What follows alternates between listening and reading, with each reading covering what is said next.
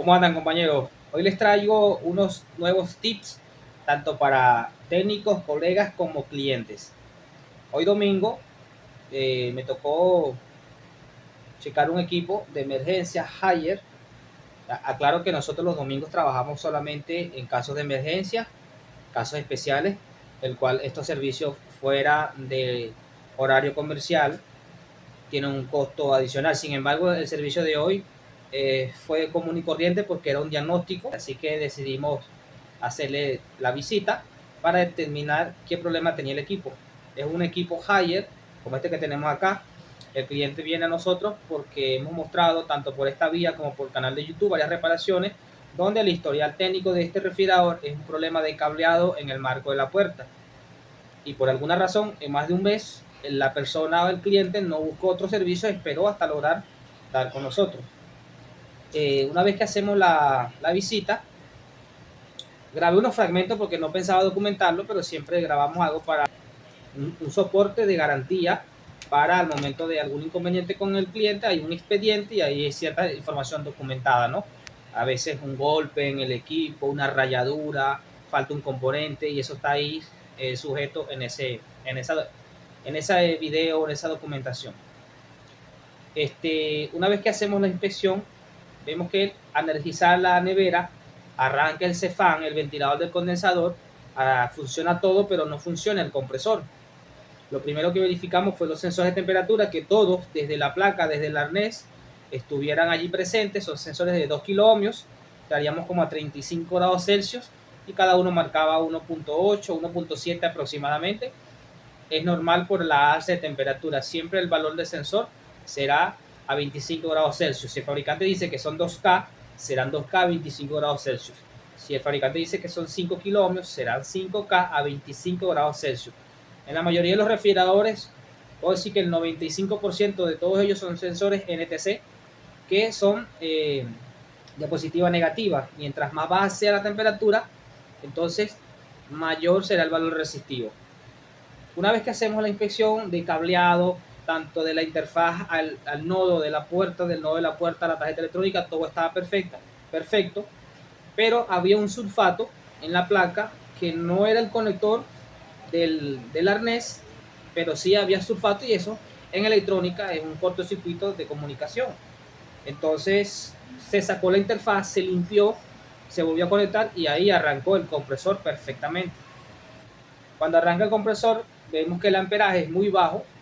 Tenemos el amperaje nominal de este compresor es por distintos equipos que se han reparado. Igual les dejo una imagen aquí con el amperaje normal de este compresor. Y no tenemos condensación.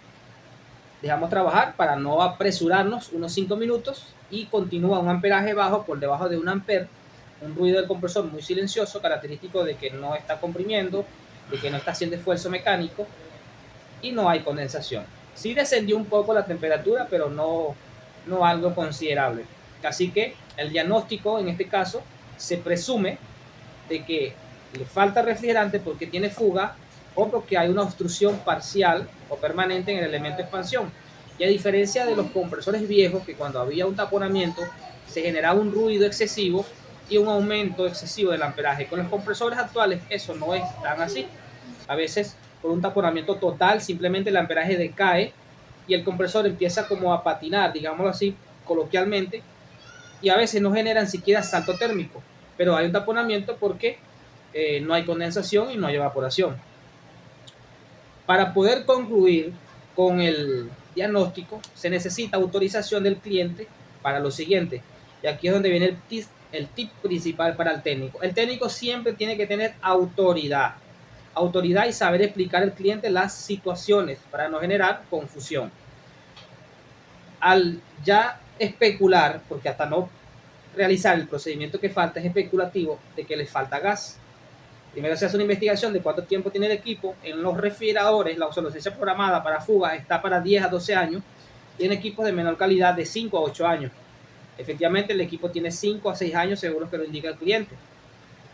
Así que el procedimiento es, yo le indico al usuario que hay que cortar la tubería de descarga y tubería de succión para por un lapso de tiempo corto comprobar que el compresor esté comprimiendo, porque siempre existe una posibilidad de que tenga la carga completa pero el compresor no comprima. esté fuera de compresión. Entonces el diagnóstico estaría errado. Un cliente que es entendible que de pronto al no conocer o tener inseguridad, hizo 2 consultas a 2 familiares, le expliqué la situación a 2 familiares y aún así no estaba al 100% tranquila del siguiente paso que íbamos a dar. Así que intenta llamar a un tercero, que era un hermano, nunca lo logró comunicar, y en vista de la situación, yo le comento, si gusta, no podemos proceder. La reparación aquí consiste en eliminar marco de puerta, cambio de filtro, cambio de aceite y carga de refrigerante. Porque normalmente ya por la fuga aquí se genera en el marco de puerta y en ese proceso hay que presurizar el evaporador. ¿Qué pasa? Al no estar segura o seguro de permitirme acceder al sistema, está interponiéndose en el proceso del diagnóstico, está infiriendo en el proceso de diagnóstico y el diagnóstico ya en ese caso no puede ser 100% acertado. Por lo tanto, le explico que se me está interponiendo en el diagnóstico, que yo puedo venir luego a la reparación, pero si en la reparación ese recompresor resulta descomprimido, ya la reparación, el presupuesto es otro, el diagnóstico nunca fue completo y tendría que pagarme un costo de diagnóstico porque no voy a reparar en ese momento, porque yo sé que no va a haber de pronto el dinero porque ya tiene que comprar compresor y otras cosas para poder hacer la reparación. El costo es mucho mayor, incluso el doble del presupuesto que se está cobrando para la corrección de fuga. Y lo menciono, a la fecha actual, el costo de reparación de ese equipo son $150, que es eliminando marco de puerta, cambiando aceite al equipo, cambiando el filtro y cargar refrigerante con su respectivo vacío y todo lo que ya un frigorista sabe que se debe hacer en un sistema una vez que se abre. Entonces, el técnico tiene que tener autoridad y a veces el cliente por inseguridad infiere y se le debe explicar esta situación, porque si no el diagnóstico no es 100% acertado. El cliente se interpuso. Entonces se logró convencer, se logró explicar, accedimos al sistema, cortamos descarga, cortamos succión, prendimos el compresor por menos de 1 minuto, hicimos prueba de dedómetro porque fuimos a un diagnóstico en moto donde hay muchas cosas que no se pueden llevar. Entonces se acordó la reparación. Nosotros como técnicos tenemos que tener autoridad y saber hablar con el usuario. Hay por ahí un concepto errado de que el cliente tiene la razón porque paga. No, el cliente no tiene la razón. El cliente tiene el derecho de reclamar y exigir un buen servicio y garantía del mismo. El cliente jamás te puede decir cómo usted debe hacer el trabajo, porque si no, usted no tiene autoridad sobre su equipo, sobre su conocimiento, sobre su empresa.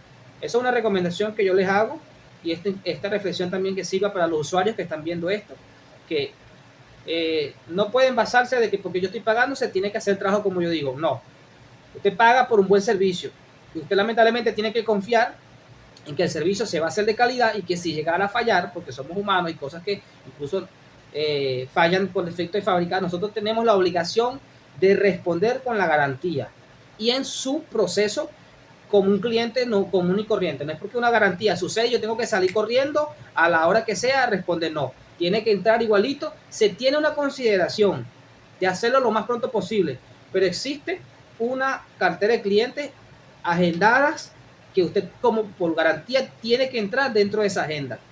Se tiene en cuenta de que es una garantía y se puede hacer lo más pronto posible. Pero si no quiere esperar, simplemente usted devuelve el dinero del servicio. Son tips que les doy para que los clientes tengan autoridad de su servicio, sepan hablar con los clientes y que no puede el cliente decir usted cómo usted va a hacer el trabajo. Ahí le dejo un fragmento de lo que documenté de este servicio. Después que verificamos todo el cableado, nos encontramos en este conector que se encuentra el compañero Luis limpiando. Allí había mucho sulfato y lo único que hicimos para que el equipo encendiera el compresor fue quitar ese sulfato de esa conexión. Una vez que conectamos, el equipo arrancó perfectamente. Ahí estamos verificando que la interfaz funcionara todo sin problema. Luego verificamos desde la placa en los arnés donde tenemos 2 relés que controlan la salida del compresor tanto para la línea como el neutro, y aquí verificábamos el amperaje del mismo, el cual era inferior a 1 ampere. Allí en ese momento el ventilador se encontraba apagado porque lo había desconectado un momento para ver si me generaba algún código de fallas y registrarlo en el historial técnico para futuras reparaciones, pero no expresó ningún error. Así que continuamos con el proceso del diagnóstico. Allí estábamos sacando nuevamente para mostrar dónde era que teníamos el sulfato. Ahí estamos verificando que el arnés de comunicación hacia la tarjeta principal era otro y el problema lo teníamos en otro conector, el cual lo muestra aquí el compañero, que una vez que se limpió el equipo empezó a funcionar perfectamente. Fin.